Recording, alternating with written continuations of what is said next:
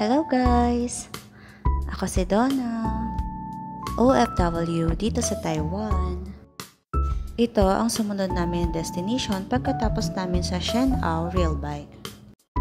Nakapunta kami dito ng lunchtime, so dito na lang din kami nananghalian. Ito ang Shifen Waterfall.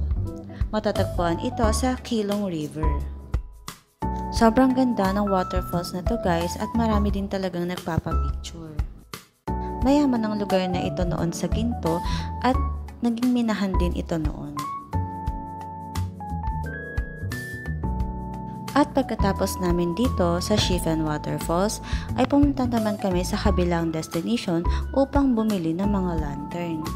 Ang lantern na nabili namin ay nasa around $380. Mamimili ka ng color at may mga meaning ito. Ito ang Shifen Old Street. Ilang minuto lang mula sa Shifen Waterfall. Sila na din ang magpipicture sa inyo at magbi-video. Malapit lang sa may entrance ang nabilhan naming shop. Alam nyo ba na nagsimula ang sky lanterns noon during the Qing Dynasty, when local villagers would flee to the mountains during bandit raids. Ito ang nagsilbing signal system nila noon para masabing wala ng threat at safe na sila.